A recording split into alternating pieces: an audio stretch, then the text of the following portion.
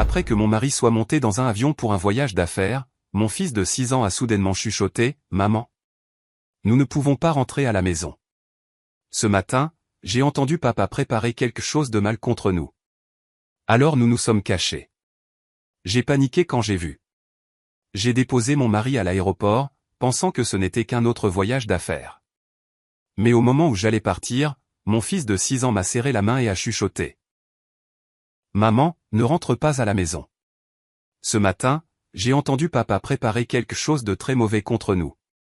S'il te plaît, crois-moi cette fois. Je l'ai cru et nous nous sommes cachés.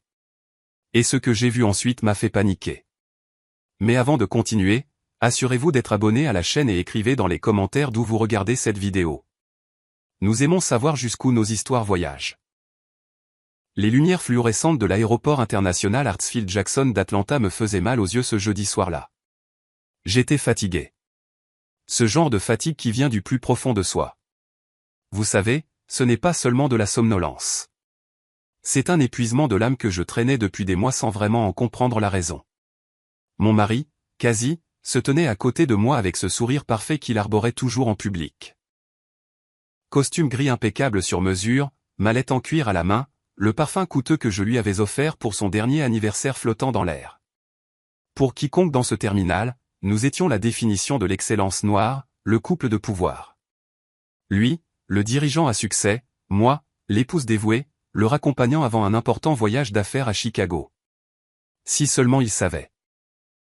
À mes côtés, sa petite main moite tenant fermement la mienne, se trouvait Kenzo, mon fils de 6 ans.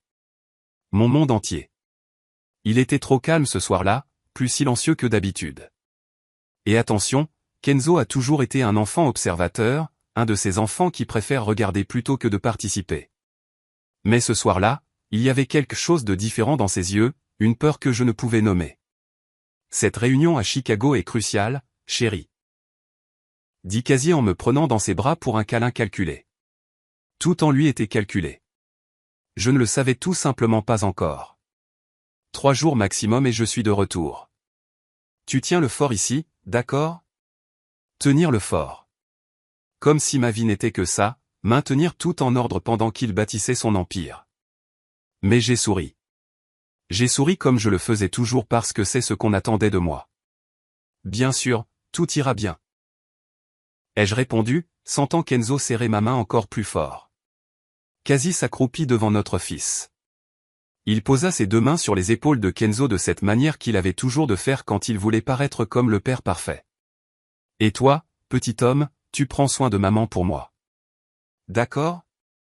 Kenzo ne répondit pas. Il hocha simplement la tête, les yeux fixés sur le visage de son père. Ce regard. C'était comme s'il mémorisait chaque détail, chaque trait, comme s'il voyait Kazi pour la toute dernière fois. J'aurais dû le remarquer. J'aurais dû sentir que quelque chose n'allait pas à ce moment précis. Mais on ne remarque jamais les signes quand ils viennent des gens qu'on aime, n'est-ce pas? On pense connaître la personne. Qu'après 8 ans de mariage, rien ne peut nous surprendre. Comme j'étais naïve. Kazi embrassa le front de Kenzo, puis le mien. Je vous aime tous les deux. À bientôt. Et puis il se retourna, attrapa son bagage à main et se dirigea vers le point de contrôle de la TSA. Kenzo et moi sommes restés là, figés au milieu de cette foule d'adieux et de retrouvailles, à le regarder disparaître. Quand je ne pus finalement plus voir Kazi, je pris une profonde inspiration. Allez, mon grand. Rentrons à la maison. Ma voix sortit lasse. Je voulais juste rentrer à notre maison de Buckhead, enlever ces talons inconfortables que j'avais portés pour jouer le rôle, et peut-être regarder quelque chose à la télévision jusqu'à ce que le sommeil m'emporte. Nous avons commencé à marcher le long du long hall de l'aéroport, nos pas résonnant sur le sol poli. Kenzo était encore plus silencieux maintenant, et je pouvais sentir la tension dans son petit corps à travers la main qui tenait la mienne. Tout va bien, mon cœur? Tu es très silencieux aujourd'hui. Il ne répondit pas immédiatement. Nous avons continué à marcher, dépassant les boutiques fermées, les écrans de vol, les gens pressés avec leurs valises à roulettes. Ce n'est que lorsque nous sommes arrivés près de la sortie, lorsque les portes vitrées automatiques étaient déjà en vue, qu'il s'est arrêté. Il s'est arrêté si brusquement que j'ai failli trébucher. Kenzo, qu'est-ce qui ne va pas? C'est alors qu'il m'a regardé. Et mon Dieu, je n'oublierai jamais ce regard. C'était de la pure terreur. Le genre de peur qu'un enfant de 6 ans ne devrait même pas connaître. Maman, murmura-t-il, la voix tremblante. Nous ne pouvons pas rentrer à la maison. Mon cœur fit un bond étrange dans ma poitrine. Je m'accroupis devant lui, tenant ses petits bras. Qu'est-ce que tu veux dire, chérie? Bien sûr que nous rentrons à la maison. Il est tard. Tu dois dormir, non? Sa voix sortit plus forte, désespérée. Quelques personnes tournèrent la tête pour nous regarder. Il déglutit difficilement et continua, maintenant dans un murmure urgent. Maman, s'il te plaît, nous ne pouvons pas rentrer. Crois-moi cette fois, s'il te plaît. Cette fois. Ces 2 mots faisaient mal parce que c'était vrai. Il y a quelques semaines, Kenzo m'avait dit qu'il avait vu une voiture étrange garée devant notre maison. La même voiture, 3 nuits de suite. Je lui avais dit que c'était une coïncidence. Quelques jours plus tard, il jura avoir entendu papa parler doucement dans son bureau à domicile de « résoudre le problème une bonne fois pour toutes ». Je lui avais dit que c'était des affaires, qu'il ne devait pas écouter les conversations des adultes. Je ne l'avais pas cru. Et maintenant, il me suppliait, des larmes commençant à se former dans ses yeux bruns profonds. Cette fois, je te crois, Kenzo. Explique-moi ce qui se passe. Ma voix sortit plus stable que je ne me sentais à l'intérieur. Il regarda autour de lui comme s'il avait peur que quelqu'un l'entende. Puis il me tira par le bras, me faisant me pencher encore plus près de lui et me chuchota à l'oreille. Ce matin, très tôt, je me suis réveillé avant tout le monde. Je suis allé chercher de l'eau et j'ai entendu papa dans son bureau. Il était au téléphone. Maman, il a dit que ce soir, pendant que nous dormirions, quelque chose de mal allait se produire. Qu'il devait être loin quand ça arriverait.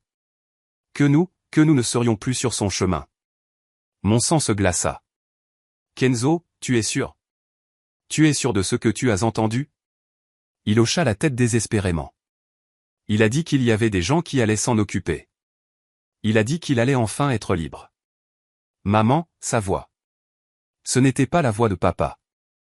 C'était différent. Effrayant. Mon premier réflexe fut de nier. De dire que c'était son imagination, qu'il avait mal compris, que quasi ne ferait jamais.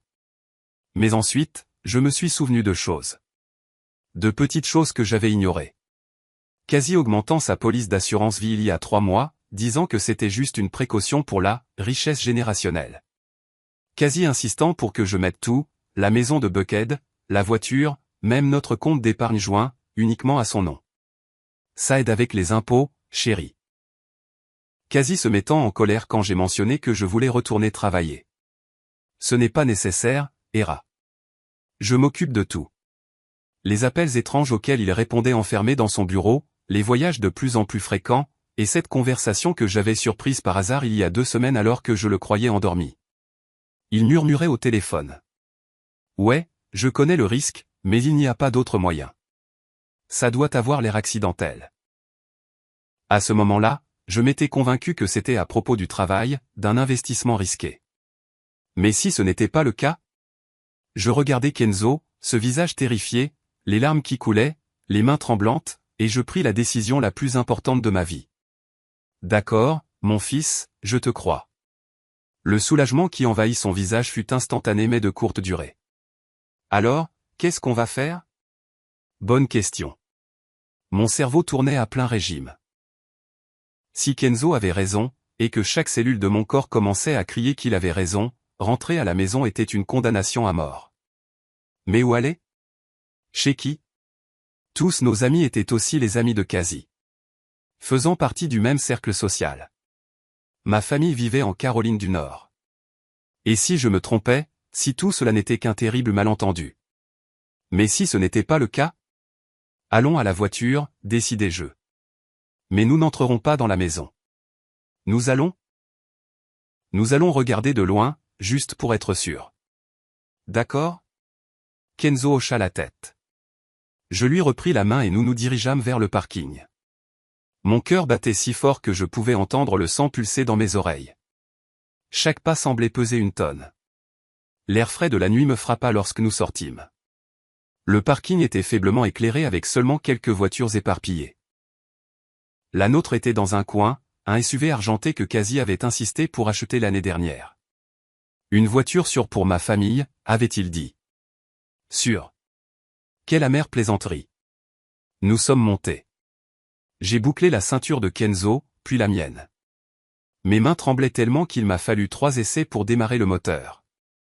Maman. La voix de Kenzo était petite sur la banquette arrière.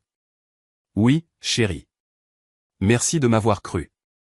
Je regardais dans le rétroviseur. Il était recroquevillé sur le siège, serrant le sac à dos dinosaure qu'il emportait partout. Je te croirai toujours, mon fils. Toujours. Et à ce moment-là, j'ai réalisé que j'aurais dû le dire plus tôt. J'aurais dû l'écouter dès le début. J'ai conduit en silence. Je ne suis pas allé directement à notre allée. Au lieu de cela, j'ai pris une route secondaire à travers le quartier, trouvant une place dans une rue parallèle qui offrait une vue sur notre maison à travers les arbres sans que nous soyons facilement vus. Je me suis garé dans un endroit sombre entre 2 grands chênes. De là, nous pouvions voir notre maison. Tout semblait normal. Les lampadaires illuminaient le trottoir, notre pelouse bien entretenue, le porche où Quasi et moi prenions le café le dimanche, la fenêtre de la chambre de Kenzo avec les rideaux de super-héros qu'il avait choisis. La maison. Ou du moins, c'est ce que je pensais que c'était. J'ai coupé le moteur et les lumières. Obscurité totale. Silence total, sauf pour notre respiration. Et maintenant, on attend, ai-je chuchoté. Kenzo n'a rien dit. Il a juste continué à regarder par la fenêtre, les yeux fixés sur la maison. Et nous avons donc attendu, ne sachant pas que dans moins d'1 heure, tout ce que je pensais savoir sur ma vie allait s'effondrer. L'horloge du tableau de bord indiquait 22h17 quand j'ai commencé à me demander si je n'étais pas complètement ridicule. J'étais là, caché dans une rue sombre avec mon fils de 6 ans, espionnant ma propre maison comme dans un mauvais film. Quelle mère fait ça? Quelle femme soupçonne son propre mari? De quoi exactement? Je ne pouvais même pas formuler la pensée complète dans ma tête. C'était trop absurde. Quasi ne m'avait jamais levé la main dessus, n'avait jamais crié sur Kenzo. C'était un père présent, un pourvoyeur. Mais était-ce un mari aimant? La question est venue de nulle part et m'a prise au dépourvu. Quand m'avait-il regardé pour la dernière fois avec une affection sincère? Quand m'avait-il demandé comment s'était passée ma journée et avait-il vraiment voulu entendre la réponse? Quand m'avait-il touché sans que ce soit mécanique, automatique? Quand avais-je ressenti pour la dernière fois de l'amour et pas seulement de l'entretien? Maman, regarde. La voix de Kenzo m'a tiré de mes pensées. Mon cœur s'est emballé. Quoi? Que as-tu vu? Cette voiture. J'ai suivi la direction de son doigt. Un véhicule tournait dans notre rue, mais ce n'était pas n'importe quelle voiture. C'était une camionnette sombre. Pas de décalcomanie, pas de plaque d'immatriculation avant visible. Les vitres étaient teintées, si sombres qu'il était impossible de voir qui était à l'intérieur. La camionnette a ralenti en passant devant les maisons, trop lentement pour être quelqu'un qui ne faisait que passer. C'était comme si elle chassait. Mon souffle s'est coupé dans ma gorge lorsque la camionnette s'est arrêtée exactement devant notre maison. Ça ne peut pas être, ai-je chuchoté. Ça ne peut pas, mais c'était le cas. Les 2 portes avant se sont ouvertes. 2 hommes sont sortis. Même de loin, même avec le faible éclairage, on pouvait voir que ce n'étaient pas des techniciens ou des livreurs ou quoi que ce soit de normal. Ils portaient des vêtements sombres, des sweats à capuche, et leur façon de se déplacer était furtive, calculée. Ils sont restés un moment devant le portail de notre allée, regardant autour d'eux. Mon instinct était de crier, d'appeler le 911, de faire quelque chose, mais j'étais paralysé, regardant comme si c'était un cauchemar dont je ne pouvais pas me réveiller. L'un d'eux, le plus grand, a mis la main dans sa poche. Je m'attendais à ce qu'il sorte un pied de biche, un outil pour forcer l'entrée. Ce serait un cambriolage. Je pouvais gérer un cambriolage. Je pouvais appeler la police, déposer un rapport, passer à autre chose. Mais ce qu'il a sorti de sa poche a fait s'effondrer mon monde. Une clé. Il avait une clé de notre maison. Maman. La voix de Kenzo tremblait. Comment ont-ils une clé? Je ne pouvais pas répondre. J'étais trop occupé à essayer de ne pas vomir. L'homme a déverrouillé la porte d'entrée comme s'il était chez lui. Pas de forçage, pas d'effraction, il l'a simplement déverrouillée. Seules 3 personnes avaient une clé de notre maison. Moi, Quasi, et la clé de rechange qui se trouvait dans son bureau, dans le tiroir du bureau qui était toujours verrouillé. Les 2 hommes sont entrés dans ma maison, dans la maison où j'avais dormi hier, où j'avais préparé des gruaux et des œufs pour Kenzo ce matin, où je me sentais en sécurité. Ils n'ont pas allumé les lumières. Je pouvais voir des faisceaux de lampes de poche danser derrière les rideaux. Ils cherchaient quelque chose. Ou pire, ils préparaient quelque chose. Je ne sais pas combien de temps je suis resté assise là, figée, à regarder. Ça aurait pu être 5 minutes ou 50. Le temps avait perdu son sens. Tout ce qui existait, c'était cette vision. 2 étrangers à l'intérieur de ma maison avec des clés que seul mon mari aurait pu leur donner. Puis je l'ai senti. Au début, j'ai cru que je l'imaginais, mais elle est devenue plus forte. Une odeur chimique, âcre, de l'essence. « Maman, c'est quoi cette odeur ?» a demandé Kenzo. Et c'est là que j'ai vu de la fumée. Ça a commencé petit, juste un mince filet sortant de la fenêtre du salon, puis un autre de la fenêtre de la cuisine. Et puis j'ai vu la lueur. Cette lueur orange sinistre qui ne peut signifier qu'une chose. Le feu. Non. Je suis sorti de la voiture sans réfléchir. Non. Non. Non. La main de Kenzo m'a tiré en arrière. Maman, non. Tu ne peux pas y aller. Il avait raison. Je le savais. Mais c'était ma maison. Mes affaires. Les photos de la naissance de Kenzo. Ma robe de mariée rangée dans le placard. Les dessins que Kenzo avait faits et que j'avais collés sur le frigo. La courte pointe que ma grand-mère avait cousue avant de mourir. Tout brûlait. Les flammes ont grandi vite. Terriblement vite. En quelques minutes, le salon était totalement englouti. Le feu léchait les murs, brisait les fenêtres, grimpait au 2e étage où se trouvait la chambre de Kenzo. C'est alors que la sirène a commencé. Quelqu'un a dû voir la fumée et appeler les pompiers. La camionnette sombre est partie en trombe, les lumières éteintes, disparaissant au coin de la rue quelques secondes avant l'arrivée du premier camion de pompiers. Je tremblais si fort que je pouvais à peine tenir debout. Kenzo me serrait par derrière, son petit visage enfoui dans mon dos, sanglotant. Kenzo avait raison, ai-je murmuré. Tu avais raison, chérie. Tu avais raison. Si nous étions rentrés à la maison, si je ne l'avais pas cru, nous serions à l'intérieur en ce moment, endormis, inconscients. Et ces hommes auraient. Je ne pouvais pas terminer la pensée. Mes jambes ont cédé et je suis tombé à genoux en plein milieu de la rue sombre, regardant ma vie se transformer en cendres. Mon téléphone a vibré dans ma poche. Avec des mains tremblantes, je l'ai pris. C'était un SMS de Quasi. Salut chérie, je viens d'atterrir.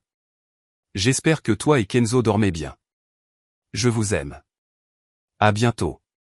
J'ai lu le message 1 fois, 2 fois, 3 fois. Chaque mot était un couteau. Chaque émoji cœur était du poison. Il savait.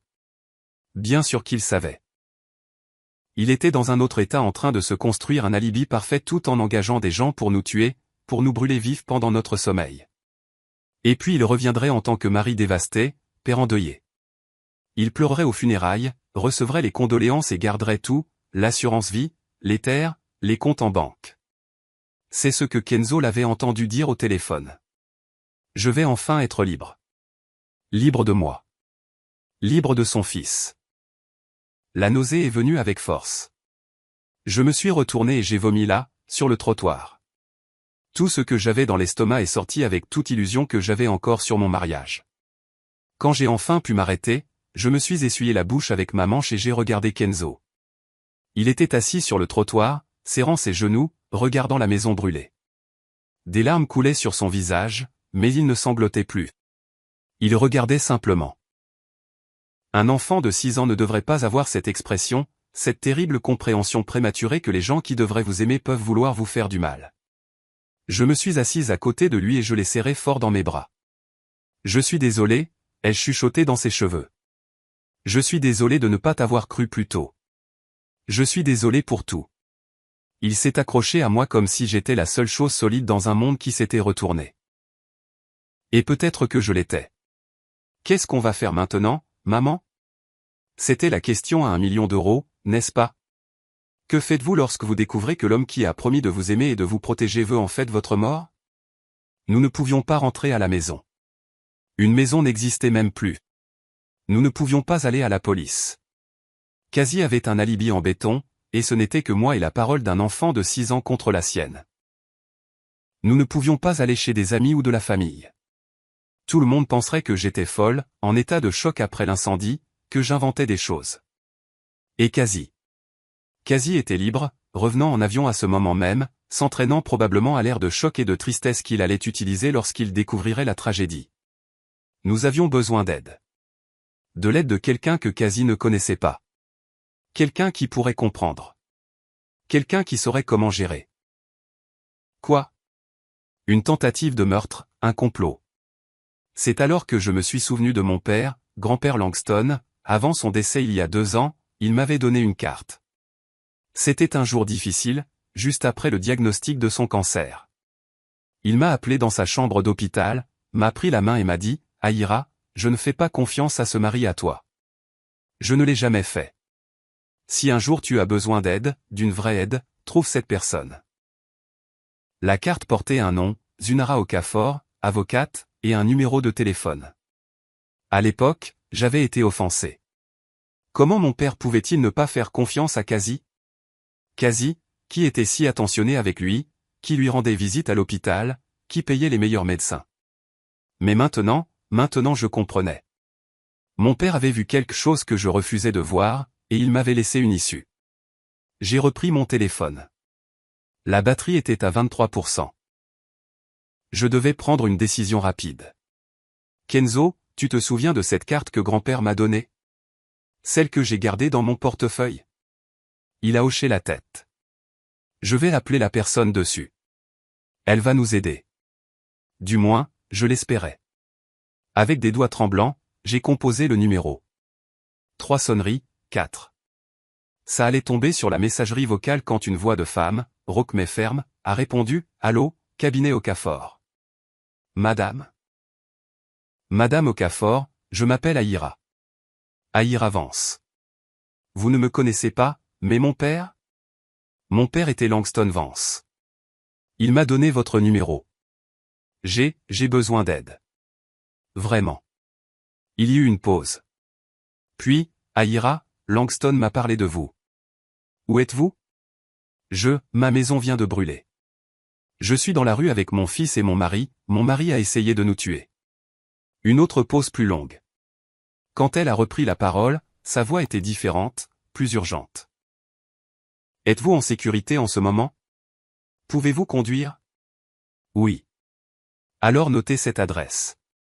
Le bureau de l'avocate Zunara se trouvait dans un vieil immeuble en briques du quartier de Sweet Auburn. Le genre d'endroit devant lequel on passe sans le remarquer. Il n'y avait pas d'enseigne tape à accent grave-l'œil, juste une petite plaque délavée. Z point à point au point à point au point à point au point à point au point à point au point à point au point à point au point à point au point à point au point à point au point à point au affure conseil juridique. Il était presque minuit quand je me suis garé devant. La rue était déserte, seuls quelques lampadaires fonctionnaient. Kenzo s'était endormi sur la banquette arrière pendant le trajet, épuisé par les pleurs. J'ai dû le porter. Avant que je ne sonne, la porte s'est ouverte. Une femme se tenait là. Elle devait avoir environ 60 ans, des dreadlocks grises attachés en chignon, des lunettes de lecture suspendues à une chaîne. Elle portait un chemisier simple et un jean, comme si on l'avait réveillée, mais ses yeux étaient alertes, analysant chaque détail de moi et de Kenzo. Aïra? Oui, entrez vite. J'ai obéi. Elle a verrouillé la porte derrière nous avec 3 verrous différents. Le bureau sentait les vieux livrer le café fort. Il y avait des piles de dossiers partout, de vieilles armoires, une table pleine de papiers. Mettez le garçon sur le canapé là-bas, a-t-elle ordonné. Il y a une couverture sur la chaise. J'ai soigneusement allongé Kenzo. Je l'ai couvert. Il a continué à dormir, le visage encore strié de larmes. Un café, a-t-elle offert. J'allais refuser, mais elle était déjà en train de verser 2 tasses. Elle m'en a tendu une et a désigné la chaise en face de son bureau. Asseyez-vous et racontez-moi tout depuis le début. N'omettez rien. Et je lui ai raconté. Je lui ai parlé du voyage de Cassie, du murmure de Kenzo à l'aéroport, de la décision de se cacher et de surveiller la maison, des hommes avec les clés, de l'incendie. Du SMS de Kazi faisant semblant de s'inquiéter tout en sachant que nous devrions être morts. Maître Zunara ne m'a pas interrompu une seule fois. Elle a simplement écouté, les doigts entrelacés sous son menton, les yeux fixés sur moi. Quand j'ai eu fini, elle est restée silencieuse un long moment. Votre père m'a demandé de veiller sur vous si quelque chose comme ça arrivait, a-t-elle finalement dit. Langston était un homme très intelligent. Il a remarqué des choses sur votre mari que vous ne vouliez pas voir. Ça faisait mal, mais c'était vrai. Il savait. Il savait que Kazi était capable de ça. Il soupçonnait que Kazi n'était pas celui qu'il prétendait être, qu'il vous avait épousé pour l'accès, qu'il était dangereux. Elle prit une gorgée de café. Langston m'a laissé des choses. Des documents, des informations sur vous et sur Kazi. Je pensais ne jamais avoir à les utiliser, mais... Elle se leva et se dirigea vers une armoire verrouillée. Elle en sortit un épais dossier et revint, le posant sur la table entre nous.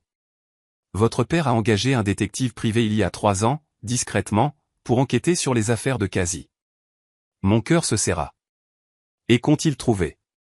Des dettes. Beaucoup de dettes de jeu, surtout. Votre mari a un sérieux problème, Aïra. Il doit de l'argent à des usuriers, à des casinos clandestins, à des gens très dangereux. Elle ouvrit le dossier, montrant des relevés bancaires, des photos, des rapports. Ces entreprises sont en faillite depuis 2 ans. Il a utilisé l'argent de l'héritage que votre mère vous a laissé pour boucher les trous, mais il n'en reste presque plus rien. J'ai eu l'impression d'avoir reçu un coup de poing dans l'estomac. L'héritage de ma mère. 150 000 € qu'elle m'avait laissé, que j'avais mis sur un compte joint parce que nous étions mariés. Ce qui est à moi est à toi, chérie. Il avait tout dépensé, jusqu'au dernier centime. Elle tourna une page. Et maintenant, les prêteurs recouvrent avec les intérêts. Kazi doit près d'un demi-million. Des gens comme ça ne négocient pas. Soit ils paient, soit. Elle n'eut pas besoin de terminer la phrase. Mais je n'ai pas cet argent. Nous ne l'avons pas. Alors pourquoi l'assurance vie, demanda-t-elle simplement. Vous avez une police d'assurance vie d'une valeur de 2,5 millions d'euros, n'est-ce pas? Votre père a insisté là-dessus quand vous vous êtes mariés. Vous vous souvenez?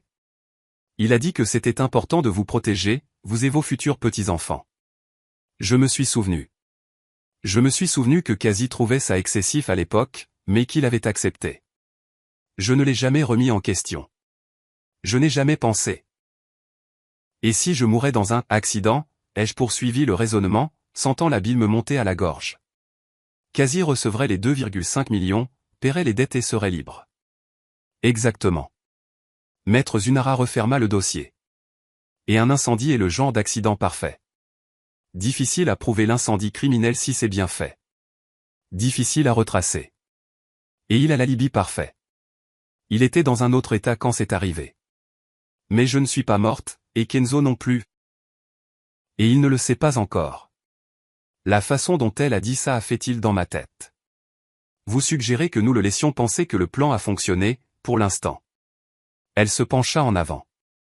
Aïra, si vous vous montrez maintenant, ce sera sa parole contre la vôtre. Avez-vous des preuves, des témoins, autre chose que l'histoire d'un garçon de 6 ans qui aurait pu mal comprendre une conversation? Je n'avais rien. Juste la certitude dans mon cœur et la peur dans les yeux de mon fils. Mais qu'en est-il des hommes qui ont brûlé la maison? La police ne va-t-elle pas enquêter? Ils le feront, et sans piste, ils pourraient conclure à un accident. Un câblage défectueux, une fuite de gaz, n'importe quoi. Ces hommes sont des pros, Aïra. Ils ne laissent pas de traces, soupira-t-elle. Kazi a très bien planifié ça. La seule faille dans son plan était, que Kenzo a écouté et que je l'ai cru. Je regardais mon fils dormir sur le canapé. Si petit, si innocent, et pourtant il nous avait sauvé la vie. Alors, que dois-je faire? Je ne peux pas simplement disparaître. Ma carte d'identité, mes cartes, tout a brûlé dans la maison. Je n'ai pas d'argent. Je n'ai nulle part où aller. Vous m'avez, dit Maître Zunara. Et vous avez quelque chose que Kazi ne sait pas que vous avez. Quoi? Elle sourit. Un sourire froid qui me fit comprendre pourquoi mon père lui faisait confiance. La vérité est le temps de la prouver. Kazi reviendra demain. Il fera semblant d'être dévasté. Il fera un spectacle pour la police et les voisins. Il cherchera les corps. Et quand il ne les trouvera pas, il saura que quelque chose a mal tourné. Oui, mais d'ici là, nous aurons déjà 10 longueurs d'avance. Je ne comprenais pas complètement ce qu'elle voulait dire, mais j'étais trop épuisé pour questionner, trop épuisé pour penser. Je pouvais à peine garder les yeux ouverts. Vous et le garçon resterez ici ce soir, décida TL. Il y a une petite pièce à l'arrière. Ce n'est pas le Ritz, mais il y a un lit. Demain, nous planifierons les prochaines étapes. Maître Zunara, pourquoi faites-vous ça? Pourquoi aider autant? Elle se tut un instant, regardant un point au-delà de moi, perdue dans un souvenir. Langston m'a sauvé la vie une fois. Il y a longtemps, quand mon propre mari a essayé de me tuer. Elle reporta son regard sur moi. Je sais exactement ce que vous ressentez en ce moment, Aïra. Le choc, la trahison, la peur. Et j'ai promis à votre père que si vous aviez besoin de moi, je serais là. C'est une dette que j'ai le plaisir de rembourser. J'ai ravalé les larmes qui menaçaient de couler. Merci. Ne me remerciez pas encore. Le jeu ne fait que commencer. J'ai dormi peut-être 3 heures, mais j'ai eu l'impression que c'était 3 minutes. Je me suis réveillé avec Kenzo me secouant, effrayé, demandant où nous étions. Il m'a fallu quelques secondes pour me souvenir, et quand je l'ai fait, la réalité s'est abattue sur moi comme un seau d'eau glacée. Mon mari a essayé de me tuer. Peu importe combien de fois je me répétais ça dans ma tête, ça semblait toujours irréel, surréaliste, comme un cauchemar dont j'allais me réveiller à tout moment. Mais ce n'était pas le cas. Et les nouvelles du matin l'ont prouvé. Maître Zunara a frappé à la porte de la petite pièce à 7 heures. Allumez la télévision. Chaîne 2. C'était là. Flash info. Un violent incendie détruit une maison de luxe à Buckhead. Le sort de la famille est inconnu. Ils ont montré la maison, ou ce qu'il en restait. Juste des murs noircis et des décombres fumants. Les pompiers travaillaient encore, fouillant les débris. Et puis ils l'ont montré, quasi sortant d'un Uber au milieu du chaos avec une expression que je reconnaissais. Celle qu'il utilisait lorsqu'il répétait des discours importants devant le miroir. Inquiétude calculée. Horreur mesurée. Ma femme, mon fils. Pour l'amour de Dieu, que quelqu'un me dise qu'il n'était pas là-dedans, a-t-il crié à la caméra, aux policiers, à quiconque voulait bien l'écouter. La journaliste a expliqué qu'il était en voyage d'affaires, venait d'atterrir et était venu directement sur les lieux. Un mari désespéré à la recherche de sa famille disparue. A-t-elle narré avec cette voix grave de présentatrice de journal. Je sentis Kenzo se rétrécir à côté de moi. Il ment, a murmuré mon fils. Il fait semblant de s'inquiéter. Et c'était le cas. On pouvait le voir si on regardait de près. La façon dont il vérifiait les angles de caméra avant de s'effondrer en larmes. Comment ses yeux étaient secs même avec les mains couvrant son visage. Comment il a demandé au chef des pompiers, « Avez-vous déjà trouvé les corps ?» Avec une urgence qui n'était pas celle de quelqu'un qui s'accrochait à l'espoir, mais de quelqu'un qui avait besoin d'une confirmation. Il voulait s'assurer que nous étions morts. Maître Zunara a éteint la télévision. Il cherchera les corps toute la journée. Quand il ne les trouvera pas, il commencera à se douter. Nous avons peut-être 24 heures avant qu'il ne réalise que vous vous êtes échappé et alors il paniquera et les gens en panique font des erreurs. Elle s'est assise sur le bord du lit. Aïra, j'ai besoin que vous me disiez. Connaissez-vous la combinaison du coffre-fort que Kazi a dans son bureau? J'ai réfléchi un instant. Je la connais. C'est sa date de naissance. Trop évident, mais ça marche. Il y garde des documents importants. Je pense que oui. Je n'ai jamais vraiment fait attention. Nous avons besoin de ces documents. Surtout s'il est assez stupide pour avoir gardé quelque chose le liant aux hommes qu'il a engagés. Mais comment? La maison est envahie par la police en ce moment. Ce sera le cas pendant quelques heures. Mais la nuit, quand il ira dans un hôtel, parce qu'il ne voudra pas dormir dans une coquille brûlée, nous pourrons entrer. Je l'ai regardée comme si elle était folle. Vous voulez que j'entre par effraction dans ma propre maison? Techniquement, ce n'est pas une effraction si vous y habitez. Elle sourit de cette manière froide à nouveau. Et de plus, nous allons avoir besoin de preuves, de quelque chose de solide qui prouve que Kazi a planifié ça.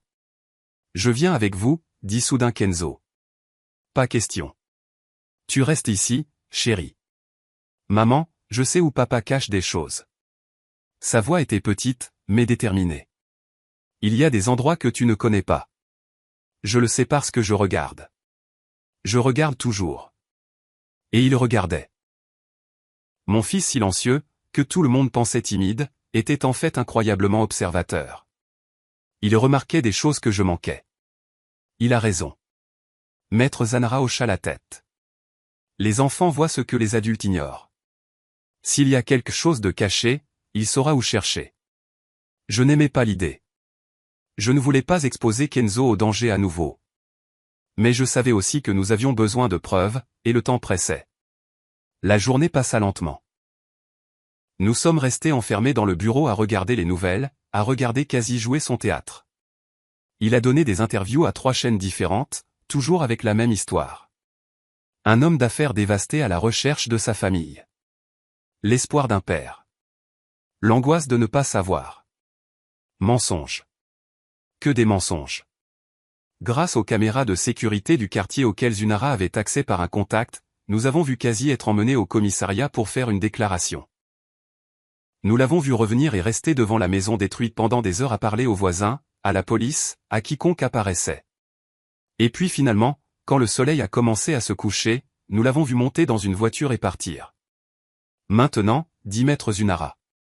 Elle me donna des vêtements sombres, des gants, une petite lampe de poche, et fit de même pour Kenzo. Nous ressemblions à des voleurs sur le point de commettre un cambriolage, et d'une certaine manière, c'était exactement ça. Nous avons conduit en silence jusqu'à la lisière du quartier, mais nous ne sommes pas entrés par l'avant. Zunara connaissait un passage à l'arrière où le mur était plus bas et où il n'y avait pas de caméra. Avantage d'avoir défendu le promoteur dans son divorce, a-t-elle expliqué. Nous avons escaladé le mur.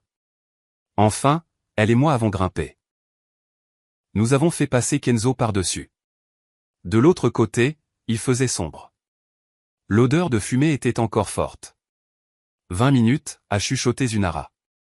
Entrez. Prenez ce dont vous avez besoin. Sortez. Je reste ici pour surveiller. J'ai pris la main de Kenzo et nous nous sommes dirigés vers la maison, ou ce qu'il en restait. La porte arrière, celle de la cuisine, était partiellement brûlée mais pouvait encore être ouverte. Nous sommes entrés. Mon Dieu, la destruction était totale. Mur noirci, plafond partiellement effondré, l'odeur de cendres et de produits chimiques. Tout ce qui était ma vie était détruit. Mais nous n'avions pas le temps de nous lamenter. Le bureau, ai-je chuchoté à Kenzo. Où est-il? Il m'a guidé, traversant le salon détruit, montant les marches précaires de l'escalier. Le bureau de Kazi était au 2e étage, et miraculeusement, il n'avait pas autant brûlé que le reste. La porte était coincée, mais j'ai réussi à la forcer. Le coffre-fort était là, encastré dans le mur derrière un tableau qui avait brûlé. J'ai entré la date de naissance de Kazi. Bip. Lumière verte. Ouvert. À l'intérieur se trouvaient des documents, beaucoup d'argent liquide, probablement pour des paiements illégaux, et un vieux téléphone prépayé. Prends tout. La voix de Kenzo venait de l'autre côté de la pièce. Maman, regarde ici. Il pointait sous une lame de plancher lâche, une cachette que je n'aurais jamais connue. J'ai soulevé la planche. À l'intérieur se trouvait un autre téléphone, un carnet noir et une enveloppe. J'ai tout attrapé en hâte, le fourrant dans le sac à dos que j'avais apporté. Allons-y, vite. Nous étions presque à la porte quand nous avons entendu des voix en bas. Tu es sûr qu'il n'y a personne ici? Ouais. La police a déjà libéré le site. On vérifie juste une dernière fois. Mon sang se glaça. J'ai regardé Kenzo. Il était pâle. Nous ne pouvions pas descendre. Qui que ce soit, il bloquait notre seule sortie. J'ai attrapé Kenzo et nous nous sommes faufilés dans le placard du bureau. Mon cœur battait si fort que j'étais sûr qu'il nous entendrait. À travers la fente de la porte du placard, je pouvais voir des faisceaux de lampes de poche monter les escaliers. 2 hommes, pas la police. J'ai reconnu les voix. C'étaient les mêmes hommes qui avaient mis le feu. Le patron a dit de vérifier si le travail était terminé, dit l'un d'eux. Voix grave, accent du sud. On dirait qu'ils n'ont pas encore trouvé de corps. Impossible. Le feu était assez chaud pour que rien ne reste. Peut-être qu'ils les ont déjà emmenés à la morgue. Mieux vaut s'en assurer. Vérifie les chambres. J'ai entendu des pas se séparer, l'un se dirigeant vers la chambre principale, l'autre venant dans notre direction. La porte du bureau s'est ouverte. Kenzo m'a serré la main si fort que ça faisait mal. Je me suis mordu la lèvre pour ne pas faire de bruit. L'homme est entré, balayant la pièce avec sa lampe de poche. Elle s'est arrêtée sur le coffre-fort ouvert. Yo, Marcus, viens voir ça. L'autre type est apparu. Qu'est-ce qui se passe? Le coffre est ouvert. Il n'était pas comme ça quand on est parti. Tu es sûr? Absolument. On n'a même pas touché au coffre, on a juste allumé le feu et on est parti. Silence tendu. Quelqu'un est venu ici, a conclu celui qui s'appelait Marcus. Récemment. La poussière autour est dérangée. Tu penses que ce sont les flics? Les flics ne volent pas d'argent liquide. Et regarde, il y a de petites empreintes. Il a pointé la lampe de poche vers le sol. Trop petite pour être un adulte. Mon estomac se noie. Un gamin, dit lentement le premier homme. Tu crois? Je crois qu'on a un problème. Marcus sortit un téléphone de sa poche. J'appelle le patron. Il doit savoir. Je ne pouvais pas le permettre. S'il appelait quasi, s'il lui disait que quelqu'un était venu, que nous étions peut-être en vie. Mais que pouvais-je faire? J'étais enfermé dans un placard avec mon fils de 6 ans, sans arme, piégé. C'est alors que j'ai entendu le cri. Il venait de l'extérieur. Un cri de femme, fort, plein de terreur. C'était quoi, ça? Marcus a dévalé les escaliers. L'autre homme a suivi. Je n'ai pas perdu de temps. J'ai pris Kenzo et j'ai couru. J'ai descendu les escaliers si vite que j'ai failli trébucher. La porte arrière était ouverte. Ils ont dû entrer par là. Nous avons couru vers le mur. Zunara était là, haletante. C'est toi qui as crié, ai-je demandé en l'aidant à sauter le mur. Il fallait que je les fasse sortir de là. Ça a marché? Oui. Je lui ai montré le sac à dos. J'ai tout pris. Nous avons couru jusqu'à sa voiture garée à 2 rues de là. Ce n'est que lorsque nous avons été à l'intérieur, les portes verrouillées, le moteur en marche et que nous nous sommes éloignés que j'ai pu respirer. Ces hommes ont vu que quelqu'un a touché au coffre, ai-je dit. Ils le diront à Quasi. Excellent. Je l'ai regardée comme si elle était folle. Qu'est-ce que tu veux dire, excellent? Maintenant, il saura que vous êtes en vie. Il saura que vous avez les preuves. Il paniquera. Elle sourit en conduisant. Et les gens en panique font des choses stupides. Je ne sais pas si j'étais d'accord avec sa logique, mais j'étais trop épuisé pour discuter. De retour au bureau, nous avons vidé le sac à dos sur le bureau. Documents, téléphone, argent, le carnet noir. Zunara a pris le carnet en premier, l'a ouvert, a commencé à lire, et plus elle lisait, plus son sourire s'élargissait. Bingo, a-t-elle murmuré. Qu'est-ce que c'est? Votre mari est-il méticuleux ou juste stupide? Probablement les deux. Elle tourna le carnet vers moi. Regardez ça. Date, montant, non. Il a documenté chaque centime qu'il a emprunté, à qui et quand il devait payer. Il a même des notes sur les conversations avec les usuriers. J'ai parcouru les pages. Tout y était, chaque dette, chaque menace qu'il avait reçue. Et puis sur les dernières pages, solution finale. Assurance vie d'Aïra 2,5 millions. L'accident doit paraître naturel. Contactez Marcus. Service 50 000 €, la moitié d'avance. Date, 2 novembre. C'était aujourd'hui, ou plutôt c'était hier, il a tout noté, ai-je chuchoté, incrédule. Pourquoi quelqu'un ferait-il ça? Assurance, a expliqué Zunara. Si quelque chose tournait mal, il pourrait l'utiliser comme levier contre les gars qu'il a engagés, prouver qu'ils étaient impliqués aussi. Elle a pris l'un des téléphones. Et je parie que sur ces téléphones prépayés, il y a encore plus de preuves. Des SMS, des appels. Il a fallu toute la nuit pour tout examiner. Les téléphones étaient protégés par un mot de passe, mais Anra avait un contact technicien qui a réussi à les déverrouiller. Et tout était là. Des messages entre Cassie et Marcus. Il faut que ce soit un jour où je suis en voyage. Alibi solide. Ça doit avoir l'air accidentel. Le feu, c'est bien. Difficile à retracer. Et le gamin, avait demandé Marcus. On ne peut laisser personne derrière, avait écrit froidement Cassie, parlant de tuer notre fils comme s'il s'agissait d'un détail mineur, d'un inconvénient à résoudre. J'ai senti la haine grandir en moi, une haine froide et acérée. Je n'étais plus la femme qui s'était mariée en croyant avoir trouvé l'amour. J'étais une mère protégeant son enfant. Et les mères sont dangereuses lorsque leurs enfants sont menacés. Est-ce que c'est suffisant pour l'arrêter, ai-je demandé. Assez pour l'arrêter, le condamner et jeter la clé, a confirmé Zunara. Mais nous devons le faire correctement. Si nous remettons ça à la mauvaise police, Cassie a assez d'argent et de relations pour le faire disparaître, ou pire, pour vous faire disparaître. Alors, que faisons-nous? Elle réfléchit un instant.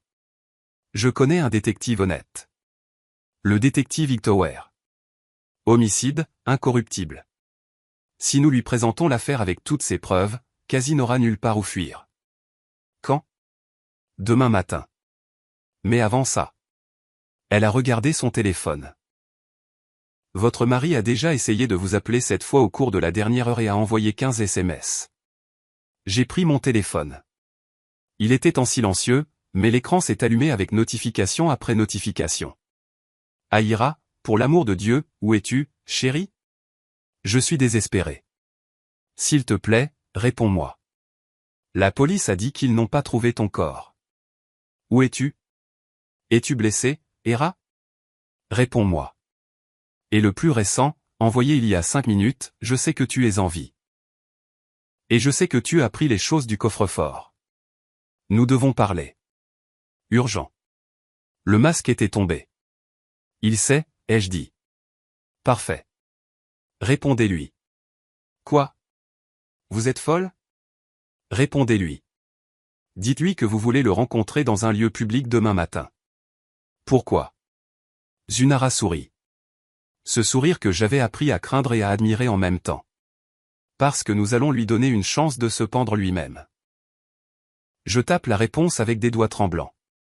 Centennial Olympic Park, près de la fontaine. Demain, 10 heures. Viens seul. La réponse de Cassie est arrivée en quelques secondes.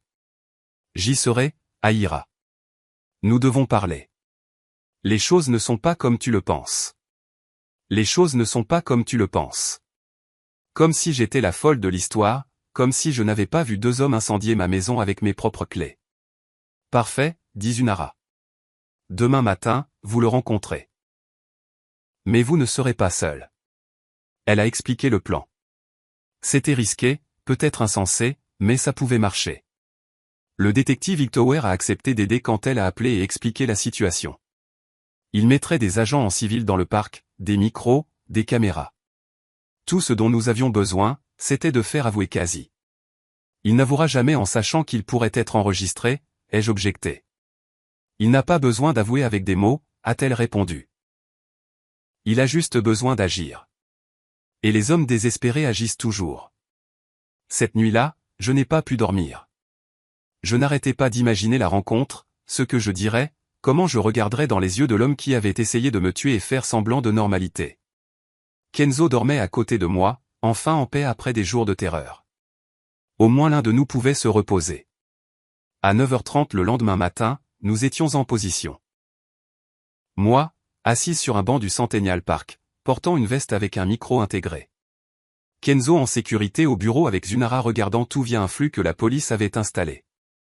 Le détective Hightower et son équipe dispersés dans le parc, déguisés en touristes, en vendeurs de hot-dogs, en promeneurs de chiens. Et puis j'ai vu Cassie. Il est arrivé ponctuellement à 10 heures. Il portait des vêtements froissés, probablement les mêmes que la veille, des cernes profonds sous les yeux, la barbe non rasée. Pour la première fois depuis que je l'avais rencontré, il avait l'air humain, vulnérable. Mais je connaissais la vérité. Il m'a vu et a pratiquement couru. Aïra, Dieu merci, tu vas bien. Il a essayé de me serrer dans ses bras.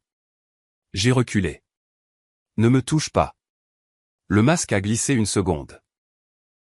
J'ai vu de la rage dans ses yeux avant qu'il ne revienne à une expression d'inquiétude. Chérie, je sais que tu as peur, mais tu dois m'écouter. T'écouter? T'écouter dire quoi, Quasi? Que tout ça était une erreur? Que les hommes qui ont brûlé notre maison avec nos clés n'étaient que des cambrioleurs? Il cligna des yeux, calculant. Tu as vu. J'ai tout vu. J'étais là. Kenzo et moi avons tout vu. Il est devenu pâle. Il a regardé nerveusement autour de lui. Pas ici. Allons quelque part de privé. Je ne vais nulle part avec toi. J'ai gardé ma voix stable même si mon cœur battait la chamade. Parle ici, maintenant. Pourquoi as-tu essayé de me tuer? Je ne l'ai pas fait. Ce n'était pas comme ça. Il passa une main dans ses cheveux. Aïra, tu ne comprends pas? J'ai des problèmes. Je dois beaucoup d'argent à des gens très dangereux. Ils t'ont menacé. Ils ont menacé Kenzo. Alors, tu as décidé de nous tuer à la place. Quelle est cette logique? Non, j'allais vous faire sortir du pays. Avec l'argent de l'assurance, nous aurions pu recommencer ailleurs, loin de ces types. C'était un mensonge si flagrant que j'ai failli rire. Tu parles de l'assurance qui ne paie que si je meurs? Il s'est figé. Il a réalisé son erreur. Aïra. Il a changé de tactique. Sa voix est devenue menaçante. Tu as pris des choses de mon coffre-fort. J'ai besoin que tu me les rendes, maintenant. Le carnet noir, la preuve que tu as tout planifié. Tu ne comprends pas ce que tu fais. Si tu donnes ça à la police, je tombe. Et si je tombe, les types à qui je dois de l'argent s'en prendront à toi. D'une manière ou d'une autre, tu n'es pas en sécurité. Mais au moins, ce ne sera pas toi qui essaieras de me tuer. La rage a finalement explosé. Tu as toujours été si naïve. Tu crois que je t'ai épousée pourquoi? Par amour? Tu n'étais qu'une fille gâtée avec l'argent de papa. C'était juste pour ça. Ça faisait mal, même en sachant que c'était vrai. Ça faisait mal de l'entendre. Et Kenzo, notre fils, aussi juste par intérêt? Le morveux, cracha-t-il les mots. Il a toujours été bizarre, trop silencieux, à tout regarder. Un gamin anormal. Et là, c'était la vraie haine. Ce n'était pas seulement pour l'argent. Il nous méprisait vraiment. C'est alors que j'ai entendu la voix du détective Hightower dans mon oreille. Nous en avons assez. Intervenez, l'équipe. Soudain, les touristes se sont levés. Les vendeurs ont abandonné leurs chariots. Tout le monde a convergé vers Quasi avec des badges en main. Quasi Vance, vous êtes en état d'arrestation. Son visage a traversé 5 émotions en 3 secondes. Choc, confusion, rage, peur et enfin acceptation. Il avait perdu. Mais avant qu'il ne puisse le menotter, il a fait quelque chose que personne n'attendait. Il a couru. Il a sprinté à travers le parc, bousculant les gens, sautant par-dessus les bancs. La police s'est lancée à sa poursuite, mais il avait une longueur d'avance et courait dans ma direction. Je n'ai pas eu le temps de réagir. Il m'a attrapé, a sorti quelque chose de sa ceinture, un couteau, et l'a pressé contre mon cou. Personne ne bouge, a-t-il crié. Sa voix était méconnaissable. Ou je la tue. Je jure que je la tuerai. Le détective Hightower s'est arrêté à 10 pieds de distance, les mains en l'air. Calmez-vous, Quasi. Vous n'avez pas à faire ça. Bien sûr que si. Elle a tout gâché.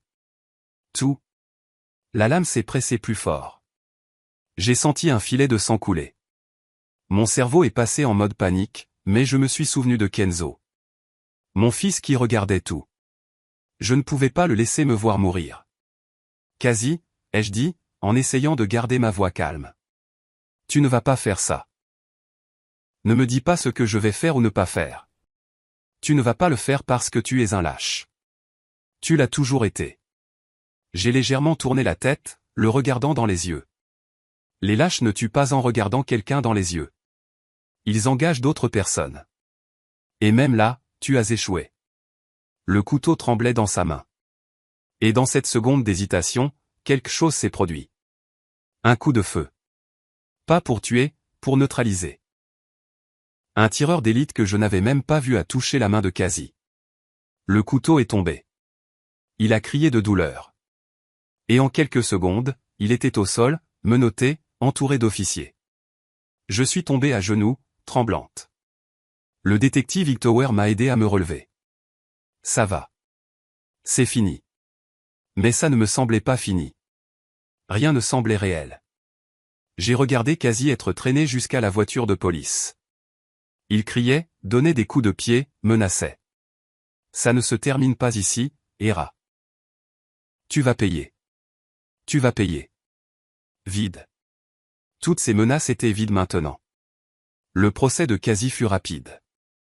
Avec toutes les preuves, le carnet, les téléphones, les enregistrements de notre rencontre, le témoignage des hommes qu'il avait engagés qui avaient conclu un accord de plaidoyer, il n'y avait pas de défense. Ils ont essayé de plaider la folie passagère, ont essayé de dire qu'il avait été contraint par les usuriers, ont tout essayé. Ça n'a pas marché. Kazi a été condamné à 25 ans de prison fédérale, tentative de meurtre, incendie criminel, fraude à l'assurance. La liste était longue. Je ne suis pas allé à la condamnation. Je ne voulais plus jamais voir son visage. Mais une araille est allée. Elle m'a envoyé un texto quand le verdict est tombé. Justice est faite. Justice. Les mots semblaient étranges parce qu'il ne semblait pas juste que 8 ans de ma vie aient été un mensonge. Il ne semblait pas juste que mon fils doive grandir en sachant que son propre père voulait le tuer. Mais au moins, nous étions vivants et libres. Au cours des mois suivants, j'ai dû tout reconstruire. Littéralement tout. Documents, identité, compte bancaire, maison. J'ai eu accès à l'argent de l'assurance habitation. Ironique, puisque Kazi l'avait brûlé pour obtenir un autre paiement d'assurance. Ce n'était pas une fortune, mais c'était suffisant pour recommencer. Zanra m'a aidé avec toute la paperasse. Plus que ça, elle est devenue une amie. Peut-être la première vraie amie que j'ai jamais eue. Votre père savait que j'allais avoir besoin de vous un jour, lui ai-je dit un après-midi en buvant du thé dans le nouvel appartement que j'avais loué à Decatur. Comment savait-il pour Kazi? L'intuition d'un père. Elle sourit. Ou peut-être qu'il a vu des choses que vous, étant amoureuse, ne vouliez pas voir. De petits signes. La façon dont Kazi regardait l'argent de votre famille. Comment il posait des questions sur les héritages. À quel point il était irrité quand vous parliez de travailler. Elle avait raison. Les signes avaient toujours été là. C'est moi qui avais choisi de les ignorer. Kenzo allait en thérapie. Au début, il ne voulait pas parler de ce qui s'était passé, mais avec le temps, lentement, il a commencé à s'ouvrir. Le thérapeute a dit qu'il était résilient. Les enfants sont plus forts qu'on ne l'imagine. Mais même fort, il faisait des cauchemars.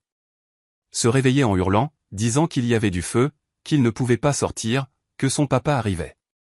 Ces nuits-là, je restais avec lui, je le tenais, je lui fredonnais les chants gospel que je lui chantais quand il était bébé, et lentement il se rendormait.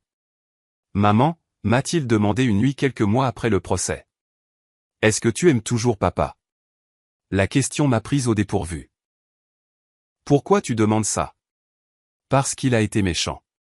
Vraiment méchant. Mais c'est toujours mon papa et je ne sais pas si c'est mal de le regretter parfois. Mon cœur s'est brisé. Je l'ai serré fort dans mes bras. Ce n'est pas mal, chérie. Il est ton père. Et la partie de lui que tu connaissais, la partie qui jouait à la balle avec toi, qui t'emmenait au parc, cette partie semblait réelle, ou du moins tu croyais qu'elle l'était. Et il n'y a pas de problème à regretter ça. Mais il a essayé de nous faire du mal. Il a essayé. Et c'était horrible et impardonnable. Mais tes sentiments sont les tiens. Tu peux regretter le père que tu pensais avoir et être toujours en colère contre ce qu'il a fait. Les deux choses peuvent exister ensemble. Il est resté silencieux un moment, puis a chuchoté, « Je t'ai sauvé, n'est-ce pas, maman? Tu nous as sauvés.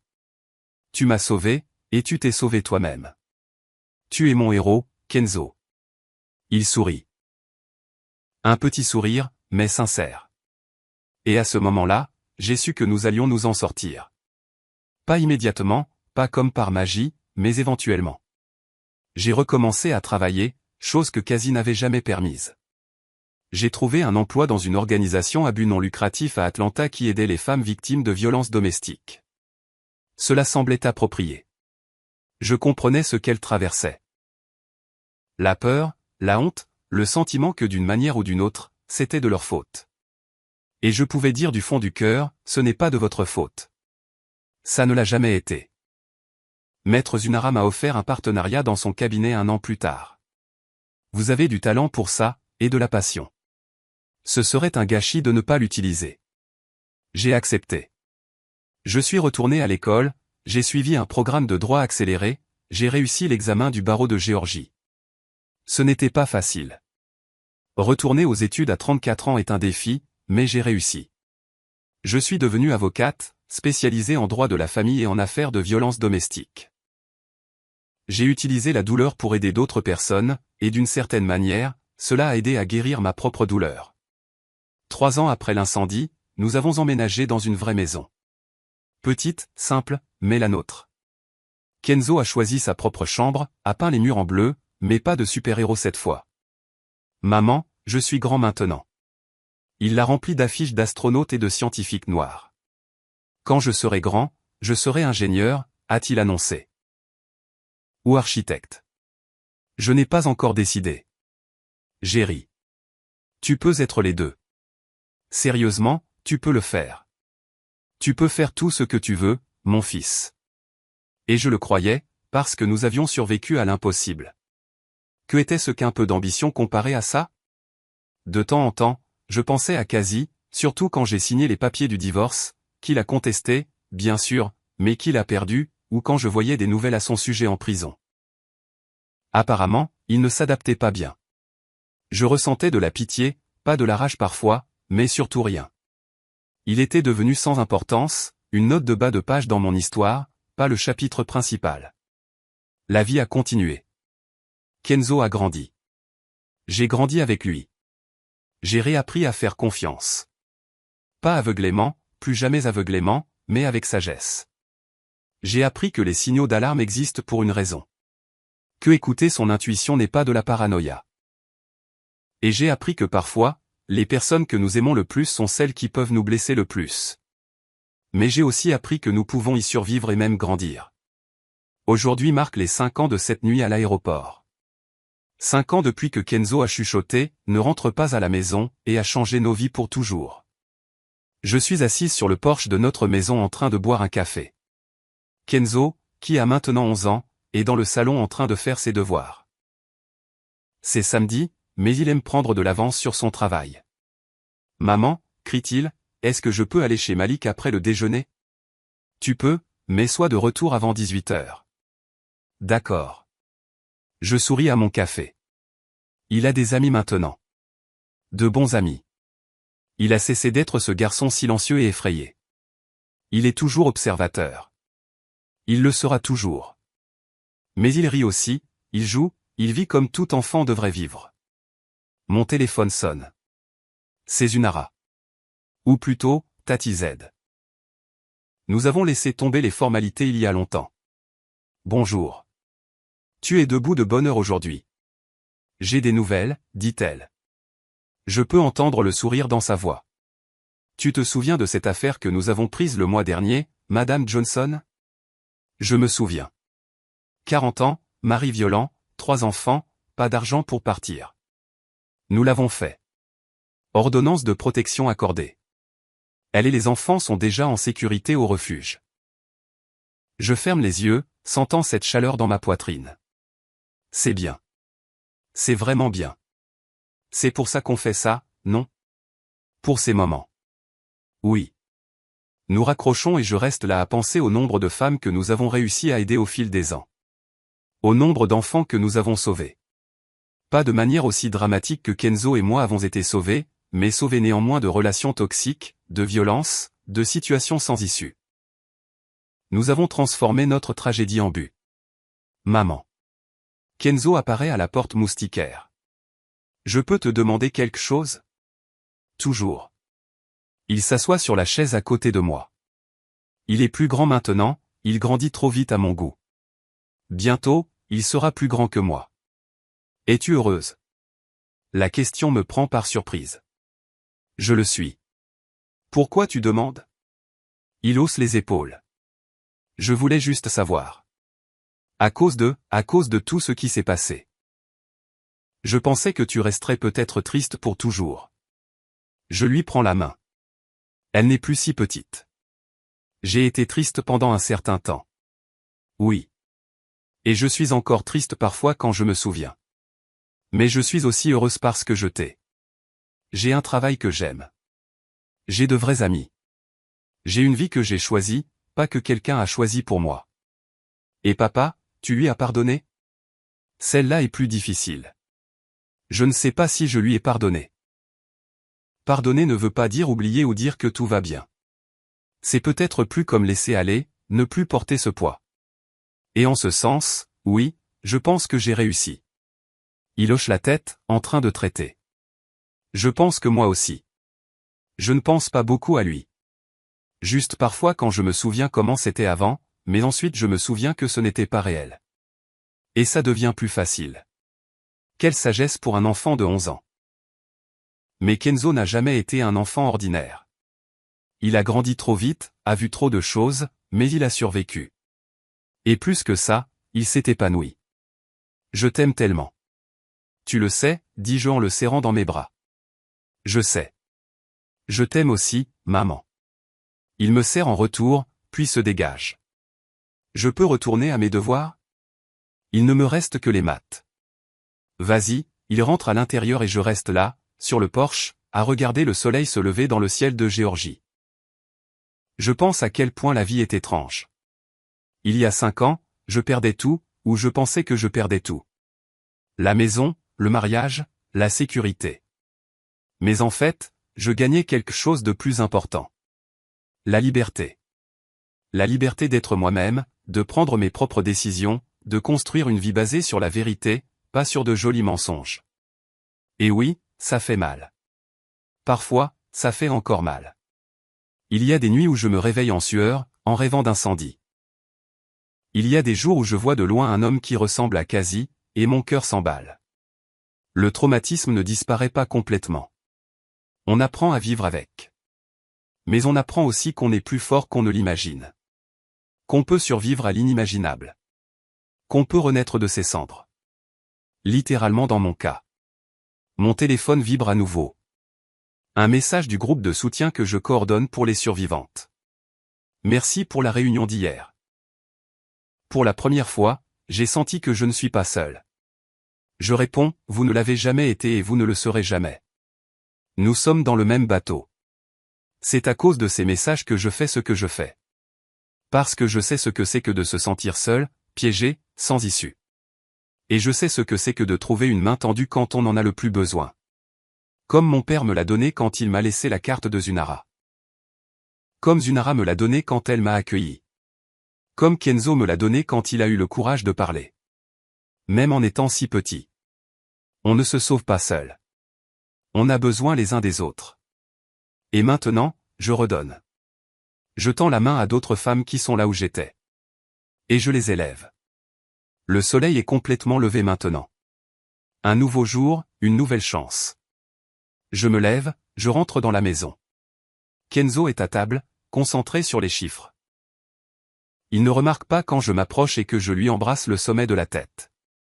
Maman, proteste-t-il, mais il sourit. J'essaie de me concentrer ici.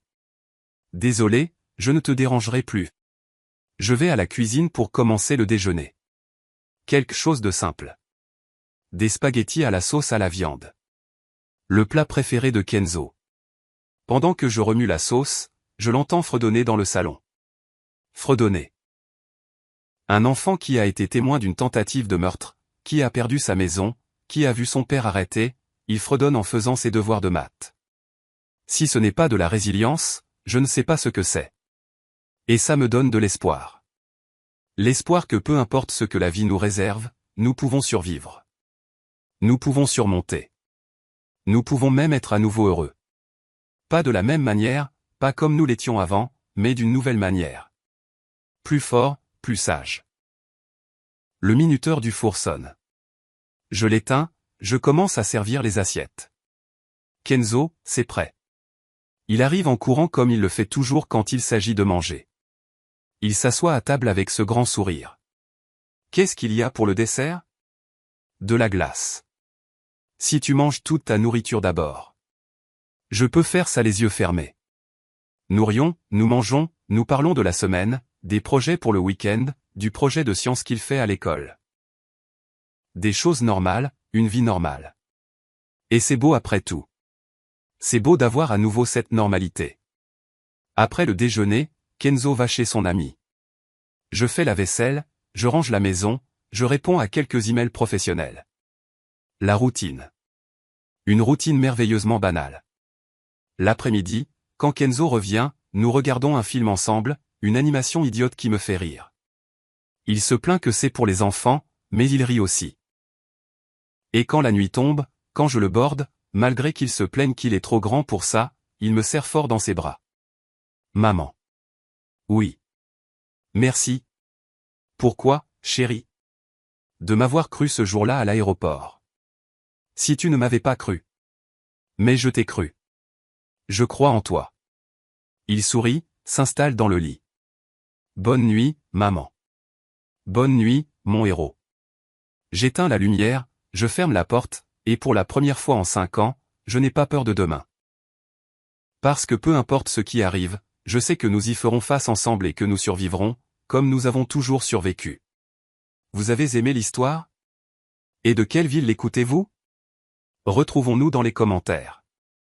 Si vous avez aimé l'histoire, vous pouvez me soutenir en envoyant un super merci pour que je puisse continuer à apporter plus d'histoires comme celle-ci. Merci beaucoup pour votre doux soutien. J'attends avec impatience vos commentaires sur l'histoire. N'oubliez pas de vous abonner. À bientôt dans la prochaine histoire de vie.